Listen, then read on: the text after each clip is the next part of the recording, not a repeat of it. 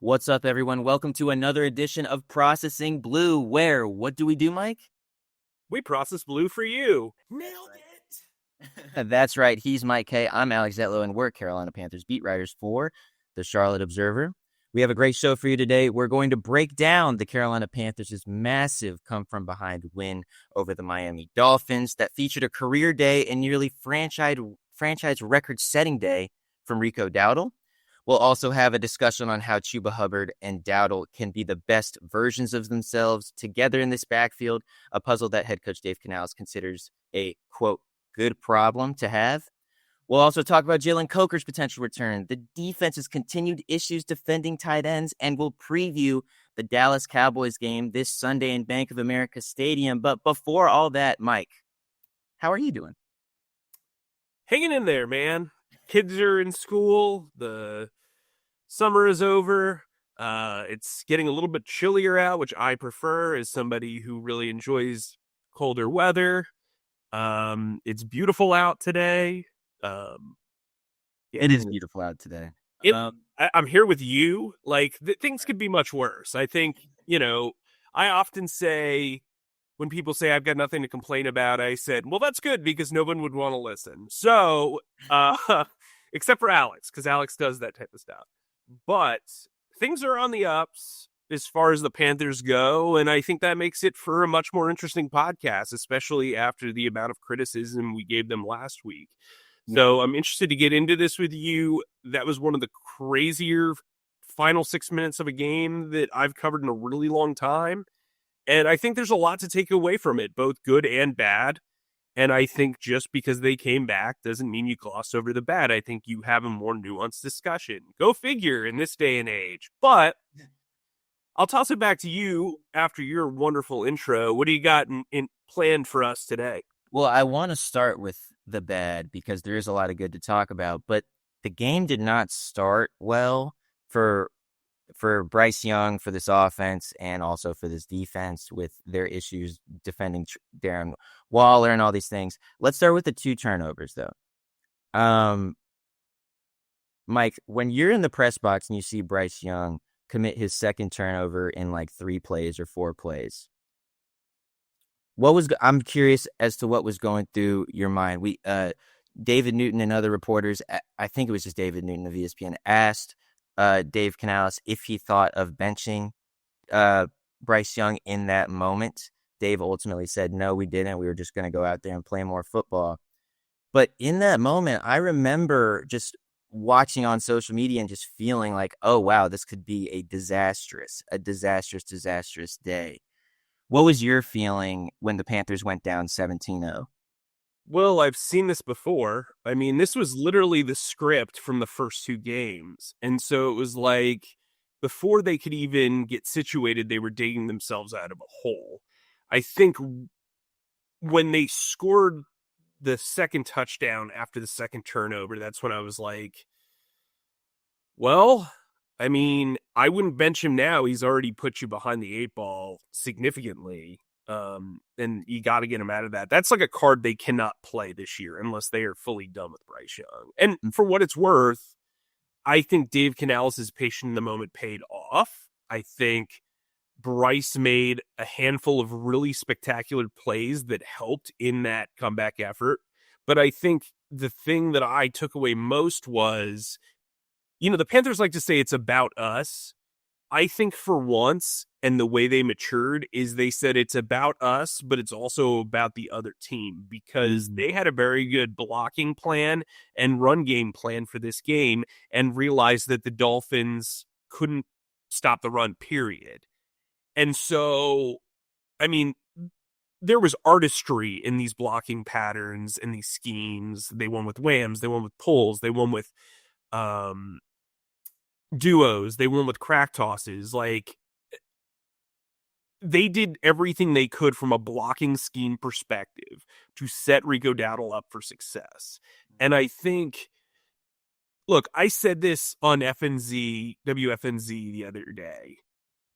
I think if you play a clean game, they blow the Dolphins out. And so what I said was, I think if Andy Dalton starts that game from start to finish, they blow them out. That's not to say that he's the better quarterback. That's not to say that Bryce Young should be benched for him.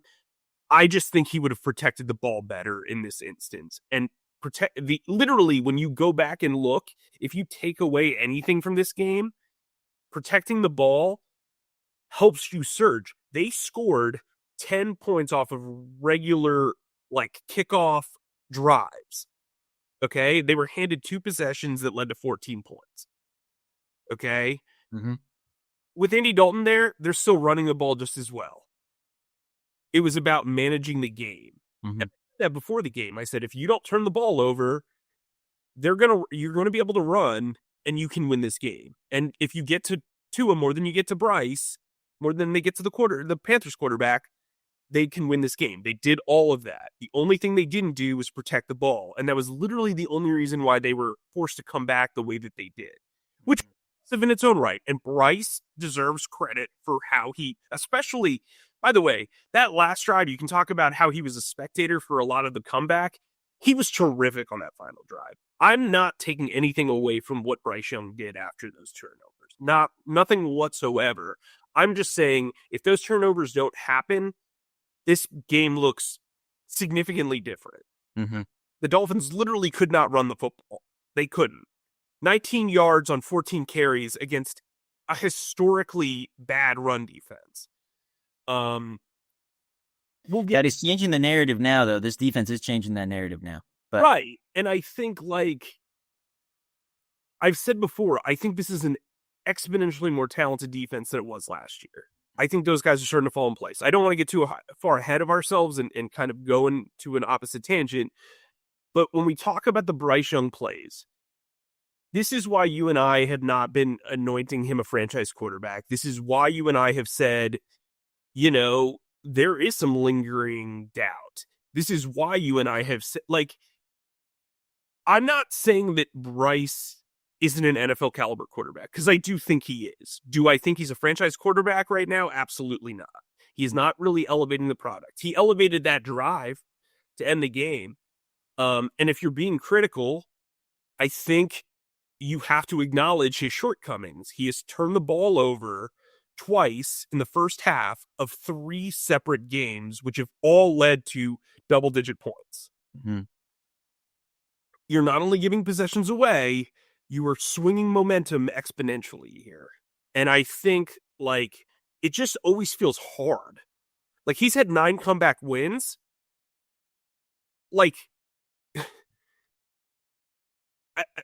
So I'm trying to do the math off the top of my head.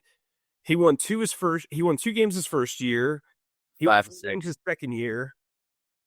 Or wait, so no, then he doesn't have 9 comebacks, because that would be what? 2. Oh yeah. 8. He's got 8 wins. What, outside of Atlanta, where was a win where he didn't have to struggle to get them down the field, right? Mm-hmm. And win that game. And so the Cardinals maybe last year. Right. And it was a walk-off rushing touchdown, right? And I'm not taking away, again, they were, but, and look, that was on the defense too. Everybody's putting up point. I'm just saying, what game has he handedly taken over and they have won because of how handedly he has taken over? Atlanta, you could argue. I mean, I think Atlanta last year was his Emmy tape. But I think the reason why people are so, the reason why he's so polarizing is that, there are people that think he is not NFL caliber. They think that he makes too many mistakes. And those people have a fair argument. And then there are people that are saying, look at the cast around him. His wide receivers aren't separating. The offensive line is everywhere because of injuries, whatever. And they have a fair argument. I just think the conversation around Bryce is so incredibly nuanced that you can nitpick either way. And I'm sure some people are going to say, well, we're defending him, or some people are going to be like, we're too hard on him. There's no in between with people. And I think part of the frustration from the fan base is there is no general opinion, right? I think a lot of people would say most people feel the same way about Ike Ekwonu, right? Top 10 pick, probably hasn't lived up to the top 10 pick hype, but he is a suitable starting left tackle in the NFL, right? Like, I think people all agree on Taylor Moton. He's getting older, but he's extremely consistent. And he was probably overpaid, but he's been one of the more consistent guys on the team. J.C. Horn, a top 10 pick, has been injured a ton, but when he is healthy, he makes very good plays. Like with Bryce Young, you have to get through like 3 paragraphs before you can finish your entire like assessment of who he is. Either way. And so I think that's what this game was. That said, I think it showed a lot of growth with the way they came back because they didn't abandon the run. And, you know, Rico Dowdle was awesome. So let's get into that.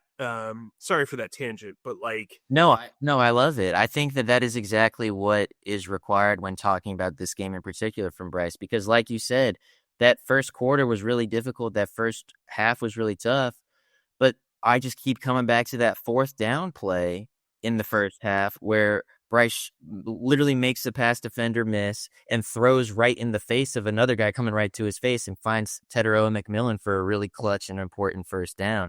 Like, these plays are just these moments of magic are just spliced in to these other moments of dreary. And it's like, wait, what do we make of him?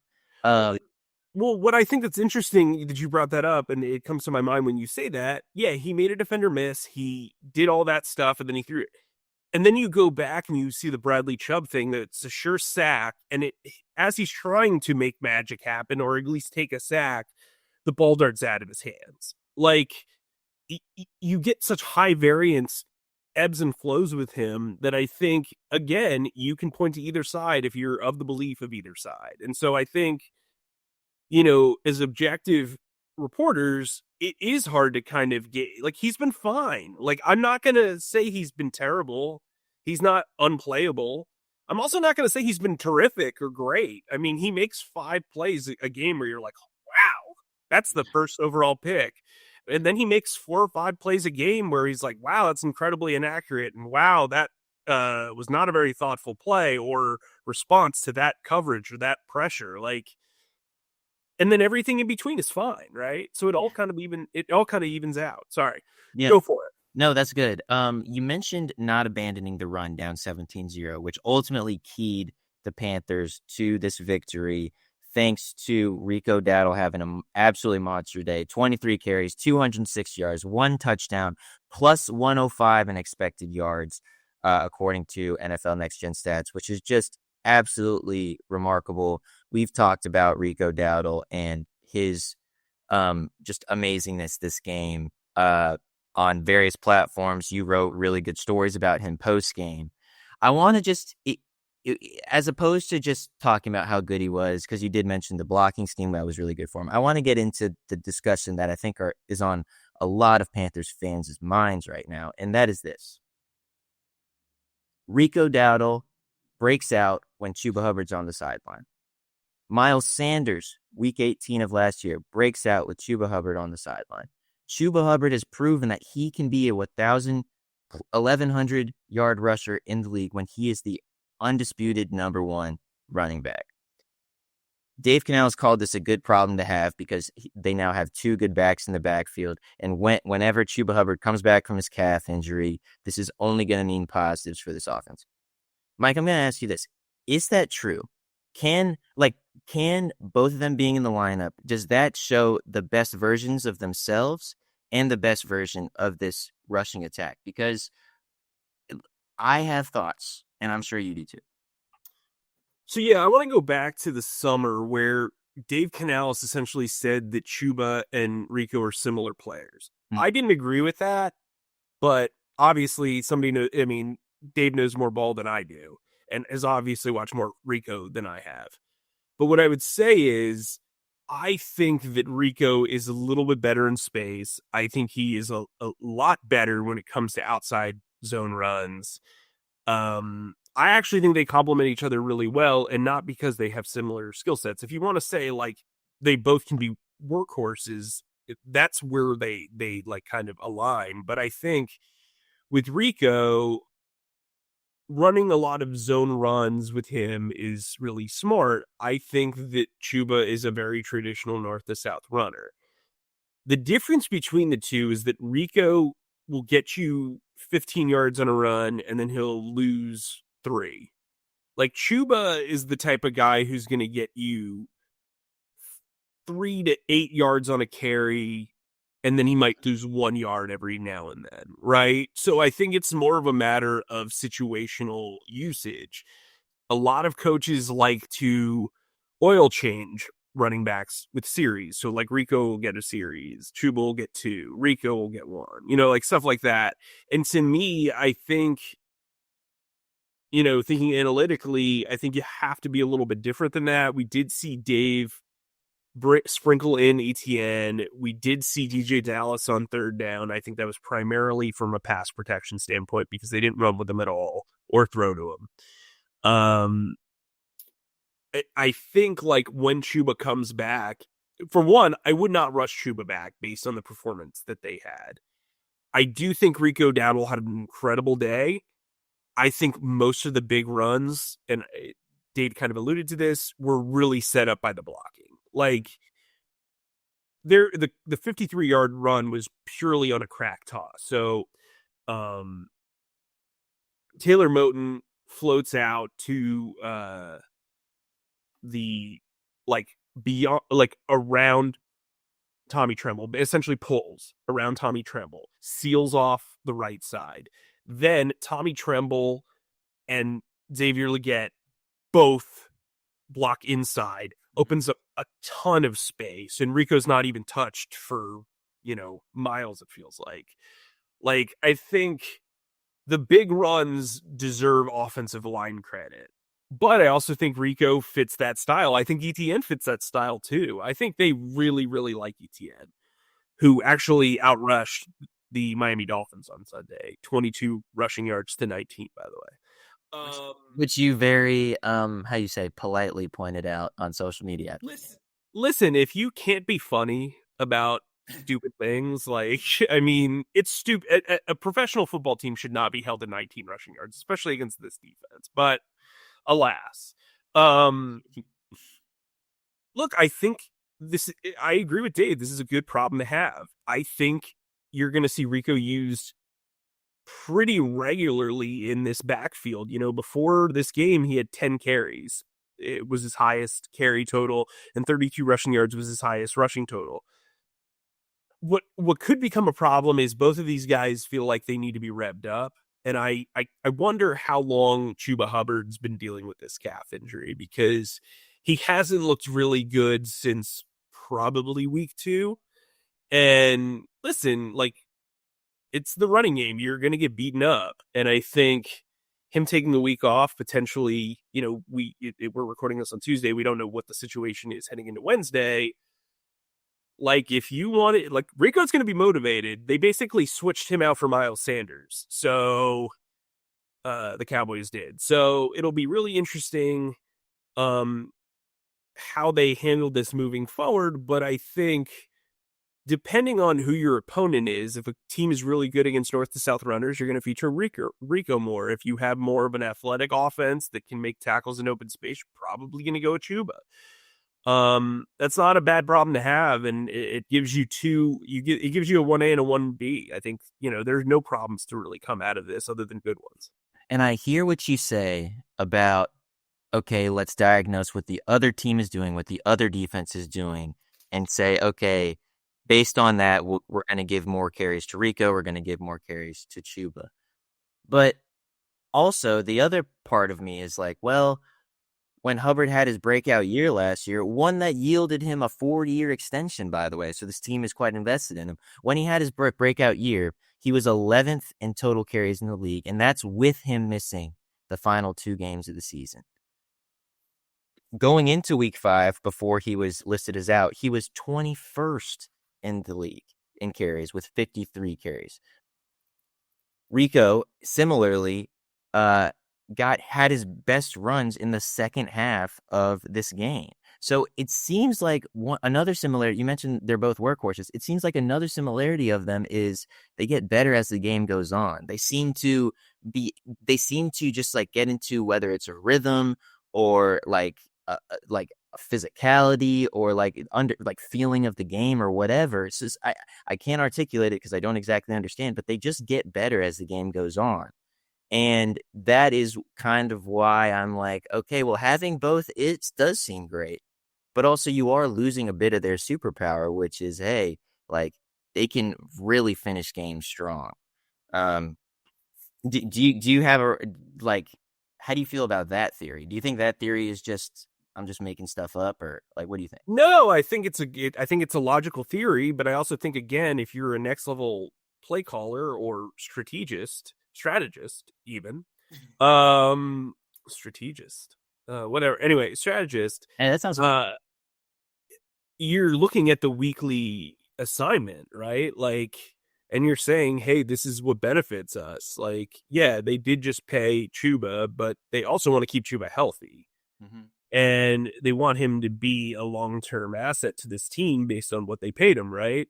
Mm-hmm. So it doesn't hurt to kind of have those Rico games or those Chuba games. Like that to me is just logical play calling accounting. I think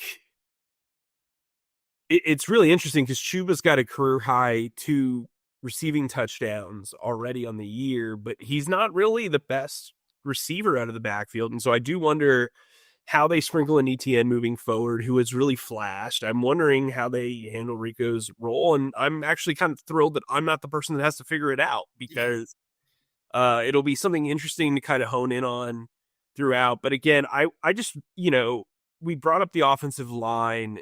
And so I want to ask you this. I watched the film. I know you watched the film on Monday. Brady Christensen was absolutely terrific in this game. And I think it hones back to something that we brought up earlier, which is like, he is one of your top 5 or 6 offensive linemen when everyone's healthy. And you decided to start Yosh Nijman at left tackle in week 1. You decided to start Chandler Zavala for 2 weeks at right guard. I mean, like, I know they're coming off a win, but I think it's worth criticizing this staff for I don't want to say they played it safe, right? Like the way I look at it, and I want you to take this. So most offensive linemen don't want to switch up 2 positions in a game. So like, let's say like Brady was the immediate fill in for right guard, and then Taylor Moton got injured and they moved him to right tackle and then put Chandler Zavala in. That's not something they want to do. So instead of mining the store and the immediate return, they decided, you know what? Brady is the ultimate insurance policy. If we have an injury mid-game, we can do that. They didn't even do that, by the way, because Braden Moulton got in, Chandler's Zavala, stuff like that. To me, that is managing scared, not managing smart. And I'm curious how you view the handling of Brady Christensen through the first 4 to 5 games. Was it you who reported that he's the only Panthers offensive lineman to start at every single position on the offensive line? According to the Panthers, that's what they put out, yes. That is pretty significant, and like he's prepared for it. Like, and he performed well. I mean, he hasn't truly had a bad showing. I mean, perhaps a little bit in this preseason when he was having to do left tackle duties. He hasn't performed poorly, and I don't necessarily have a take beyond hopefully this coaching staff, if they want to continue winning and having really strong success on the run game and pass protection, whatever, that they learned that, hey, when you have Robert Hunt out, when you have Austin Corbett out, like, make sure Brady Christensen is finding a way to get in the game. Now, we can't overstate that the Miami Dolphins rush defense isn't good. Which is another reason why I think we need to chill on the whole anoint Rico wave, too, as well. Yeah, but it's like, so, but when we're talking about the handling of Brady Christensen, to be honest, I'm still a bit confused. But but maybe they figured it out, and we can go there. One thing that this team has seemed to figure out, particularly on the defensive side of the ball, is the run defense. This is a team that going into week 2 of this year had allowed 8 consecutive 200 yards of rushing against their opponents. Now, all of a sudden, you mentioned it, they only gave up 19 total rushing yards against the Dolphins. Trevin Wallace had a nice game defending the run upon film review. Derek Brown was back to his Pro Bowl self in many ways. Even as a pass rusher, he was just like throwing people around, which is just very funny. They moved Trayvon Merrick around a ton. That he was playing at safety a lot, but was also somehow playing in the outside linebacker spot, was somehow playing, close to the line of scrimmage. He was doing all these things. He was awesome. Nick Scorton had the highest defensive grade according to Pro Football Focus on defense. His playing time is increasing. He had the second most snaps, 33 of them, among outside linebackers behind Pat Jones and in front of DJ Wanham. So it seems like he's now taking a mantle. Mike, I just ran through all this because I just want to get your main takeaway from this defense. Is the arrow just pointing up when it comes to this defense, or are there things to be concerned about?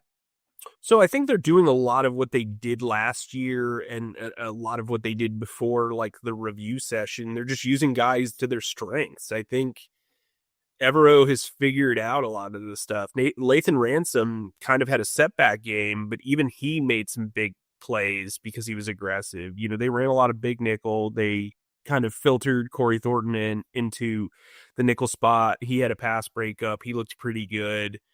But I got to tell you, like, coming into the season, the way the front office and the coaching staff kind of talked about it, and also the way that I kind of viewed it, was Trevon Merrick was the key to this defense. If you used him properly, he could cover up for a lot of misgivings.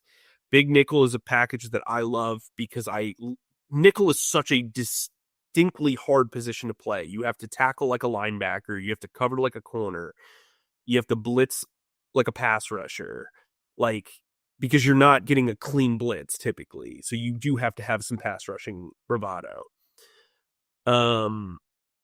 Pass rushing bravado. I like that. I might steal that for a story or something. Oh, go for it. One is yours, as we always say. I just think he played lights out. I thought switching Trevin Wallace and Christian Roseboom's responsibilities, essentially, Trevin taking on the green dot, calling, being the signal caller, freed Roseboom. Canales said as much. Like, it freed him up to kind of play. He reminded me of Brian Cushing out there, like, just seek and destroy stuff. He had his miscues, but, like, that's playing linebacker in this system. I mean, Josie Jewell was, people acted like Josie Jewell was, like, Brian Urlacher when really he was fine. You know what I mean?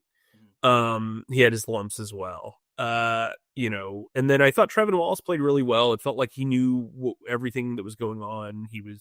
I think with Roseboom, it's kind of like when you dish out all the play calls, you want to make sure everybody's set. Oh, did I call that right? Did I get everybody set up?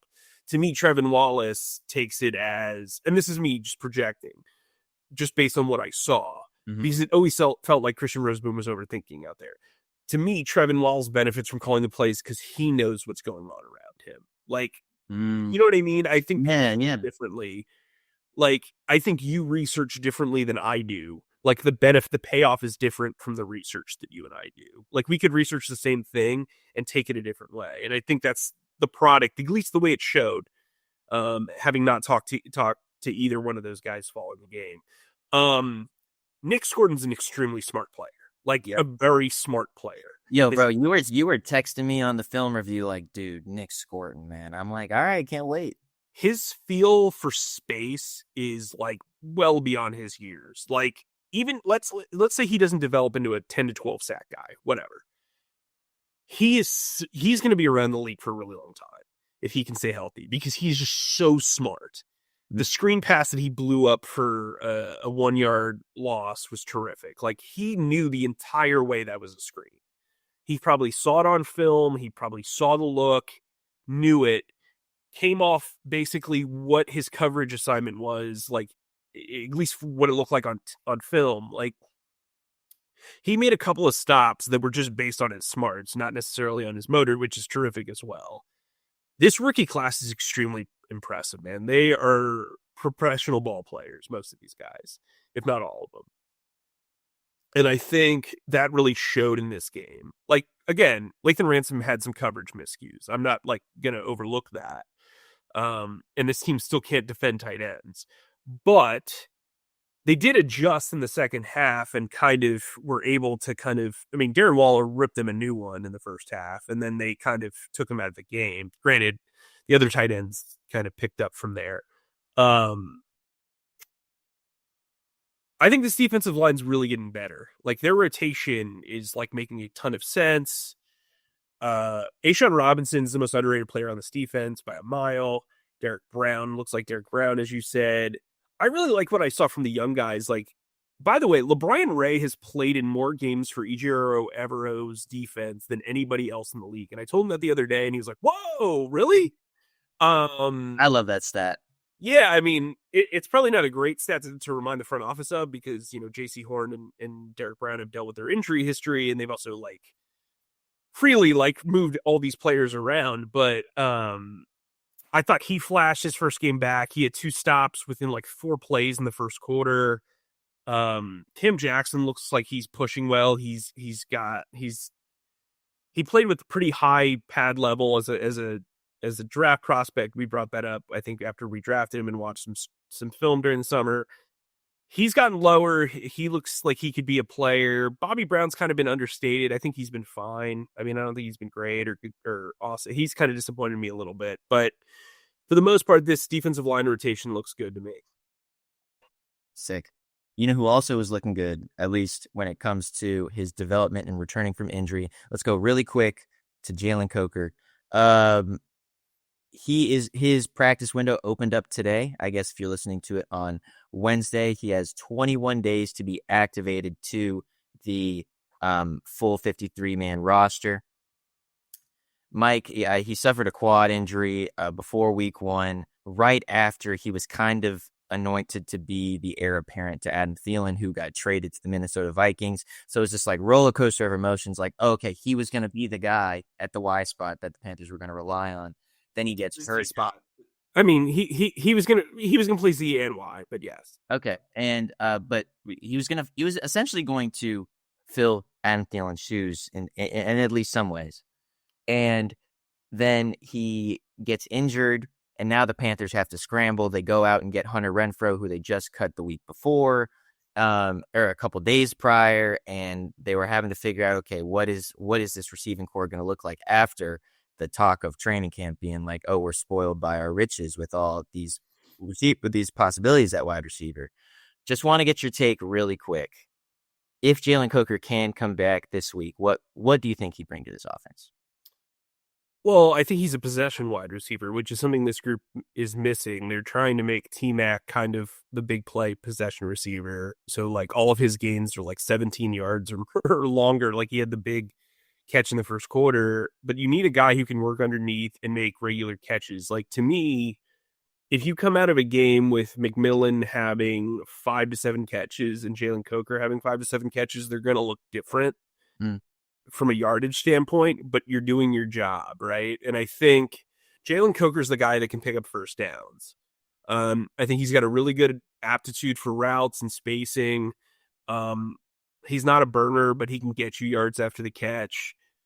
And it just kind of feels like a marriage between, like a 3-way marriage between McMillan, Coker, and Xavier Legette all complement each other. And that's part of the reason why I think Legette has struggled so much, is because you're taking away that traditional 3-receiver look that they wanted to show. Like, Bryson Tremaine's been a great story, but he's also had his lumps as a route runner. I don't think Hunter Renfrow's been good. I'll just say that plainly. Like, he's got 14 catches and he's averaging 5.9 yards per catch. Particularly against man coverage, he struggled. And I think Jalen Coker has played very well against man and zone. So I think it'd be an upgrade. I mean, look, I think this front office and this coaching staff wants Jalen Coker, Xavier Legette, and most importantly, McMillan to be the future of this passing offense. And, with Jatavian Sanders down, too, Jalen Coker's a big body across the middle in that slot position, because really Sanders is a big slot, right? And so that allows you to mix up packages.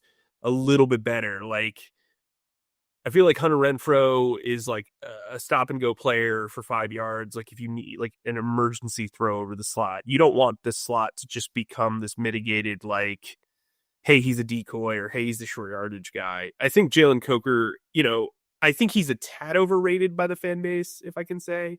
I think Whoa, be careful, Mike. No, I know. I'm just like saying all this. Like, I think Jalen Coker is a massive upgrade over what they have right now. Mm-hmm. I think he's going to develop into a very good player. I think his floor is extremely high. I think we need to chill with him being like the savior of this offense. But I think, sorry, cokeheads, as you like to be referred to. Yes, of course. I understand all that, but at the end of the day, like you wrote in your newsletter, like I think Jalen Coker can make an immediate impact on the Packers. They need him.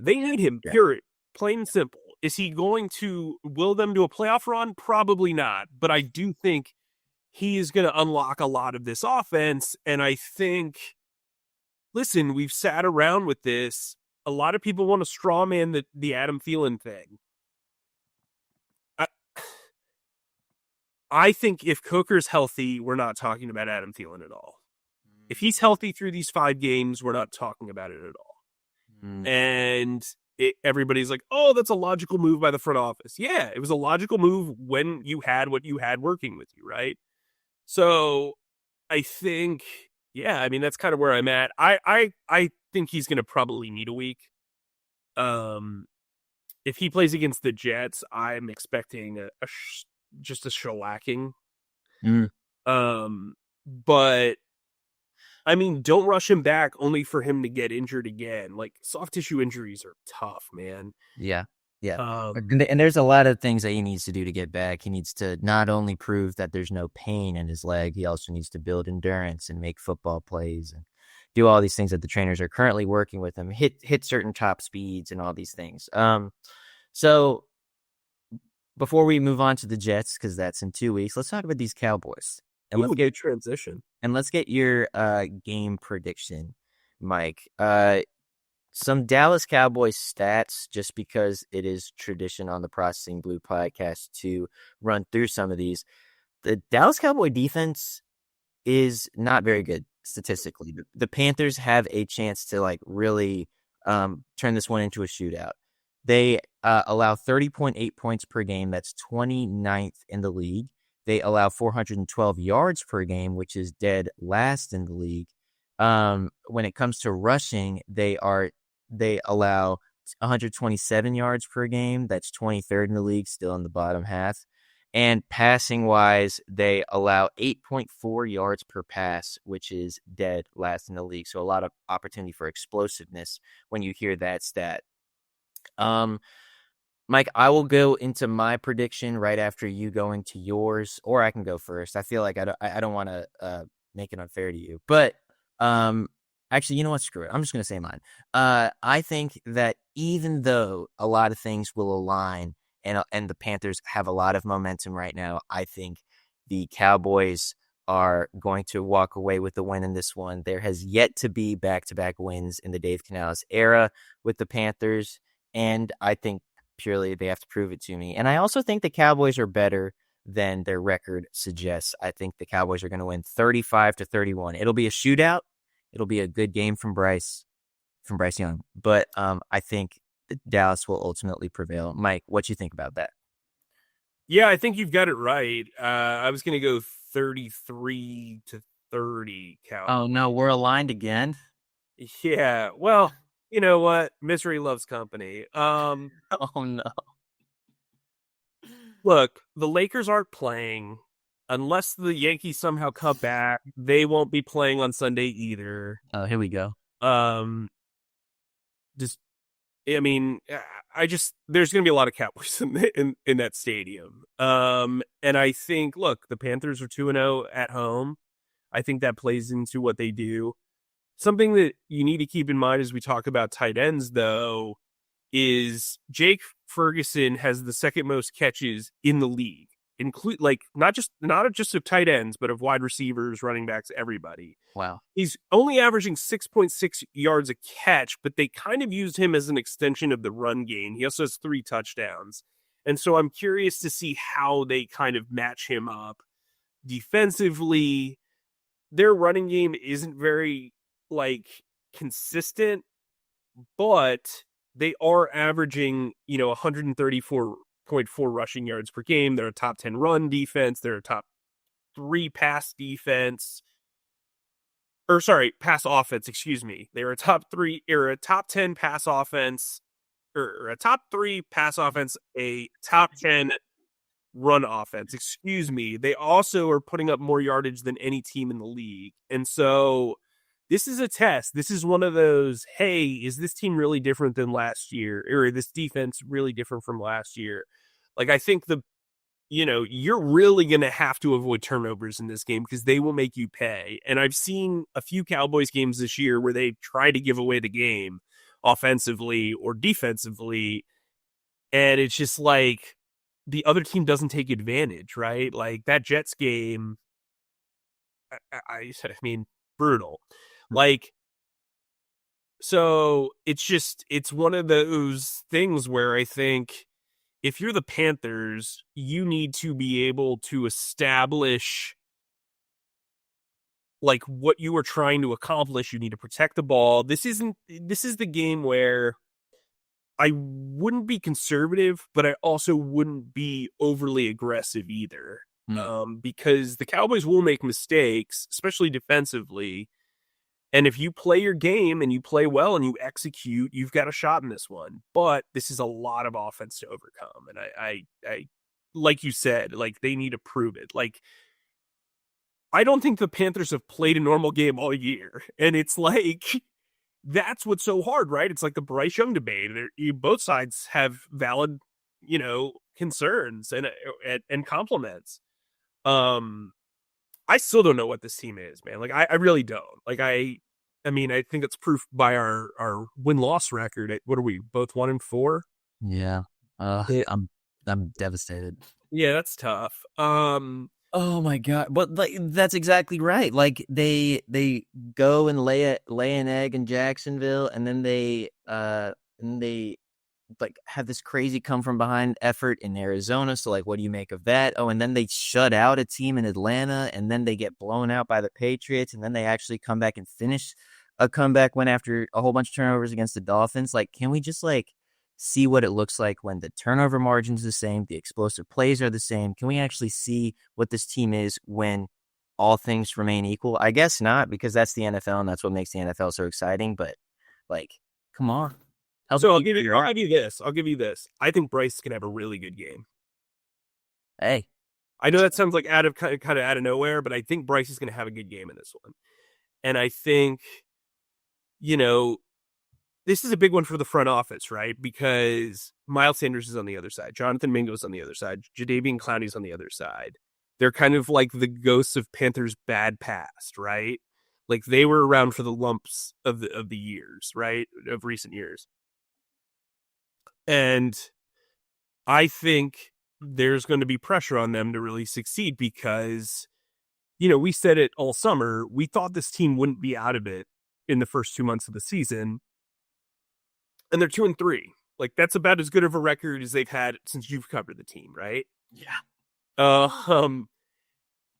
And we both said they needed to win 2 of the next 3 games, including Miami, Dallas, and the Jets. And if they can accomplish that, I think that's a pretty big accomplishment. If they can go 3-4 to start, in their first 7 games, you feel a little bit better about what they can accomplish win total wise. You and I were just talking about it the other day. Can they still win 6? Can they still win 7? I think they can, especially if they take care of business in these next 2 weeks. Yeah. Well, Mike, really good podcast. Thanks for taking care of business with me. And to our listeners, thanks as always for listening to our pontifications on all things Panthers with Mike, Kaye, and myself, and our wonderful producer, Zach Dennis. Please subscribe and follow us on Spotify, Apple Podcasts, or wherever you get your podcasts by searching Processing Blue. And if you watch us on YouTube, please subscribe to our YouTube channel and click on the bell icon to get notified whenever new episodes drop. And finally, please be sure to stick to charlotteobserver.com for all of your Panthers needs. Mike, stay humble, stay creative, and keep processing. That's a wrap.